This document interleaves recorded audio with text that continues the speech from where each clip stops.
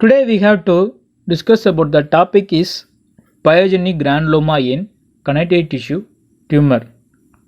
The pyogenic granuloma is located anywhere in our body, like in our fingers, like shoulders, etc., especially in our oral cavity, particularly gingival area. The pyogenic granuloma, traditionally it is believed that it is a tumor, but it is not a tumor.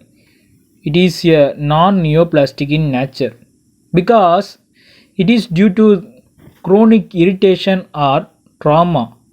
The chronic irritations like calculus, plaque, etc., that may lead to the proliferation of the endothelial cells that cause pyogenic granuloma. Sometimes it is originally thought it is caused by the pyogenic organism. It also caused by pyogenic organism, but mostly it is caused by due to the local trauma or irritation. In clinical features, it is smooth or lobulated mass, which means it is smooth and lobulated mass and mostly pedunculated, sometimes sessile. What is pedunculated? The pedunculated is nothing but having a stalk like appearance.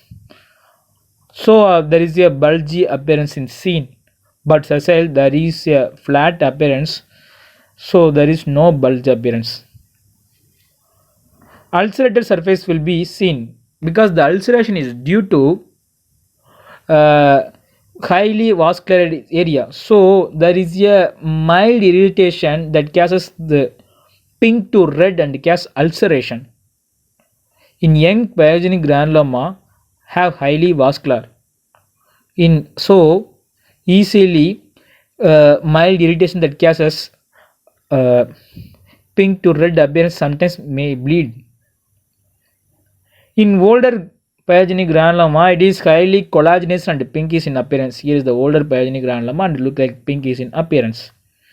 It is mostly due to the poor oral hygiene, proper maintaining the oral hygiene as a result pyogenic granuloma and bleed easily due to that extreme vascularity.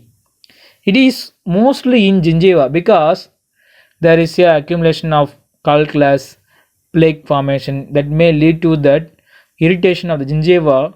So there is a blood cell endothelial cells proliferation as a result pyogenic granuloma.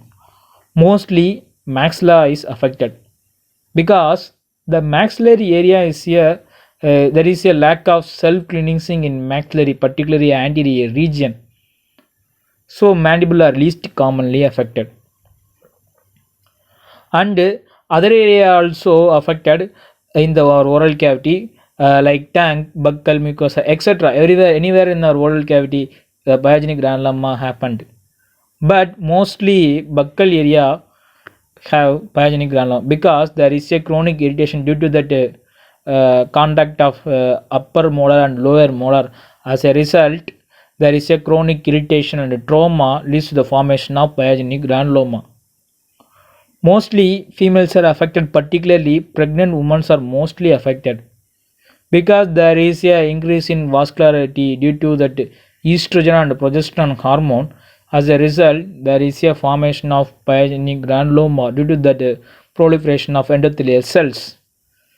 So vascularity increase in vascularity leads to that pyogenic granuloma, so called pregnancy tumor and granuloma gravidae and Epulis granulomatosa also called.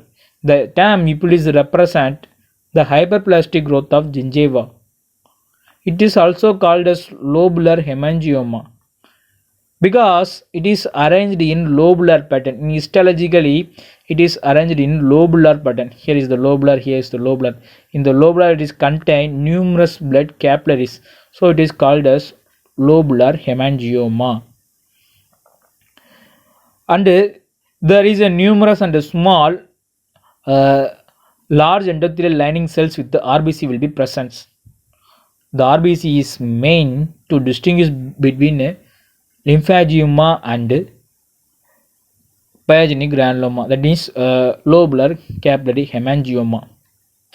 The lobular capillary hemangioma is pyogenic granuloma, it is come under the category of hemangioma. So the presence of RBC is main to distinguish between lymphangioma and hemangioma. So the RBC is important. It is arranged in lobular pattern. Here is the lobular pattern, so it is called as lobular hemangioma. The ulcerated area is replaced by fibrin and fibrinoplurin membrane. The fibrinoplurin membrane is nothing but it is made up of pus and fibrin. In older, there is a more fibrous tissue will be seen. Here is the area. Here having the ulcerated and single endothelial lined capillary cells. Here is the area. It is a particular area we will seen that is endothelial lining cells and contain RBC. Here is the RBC cells. It is the only major difference between that hemangioma and lymphangioma. In treatment, there is a conservative surgical excision is needed, extend down to periosteum in order to avoid the recurrence, and a scale to remove the irritation. At the same time, 3 to 15% recurrence also happen due to the proper oral hygiene and the improper surgical treatment, etc. Thank you.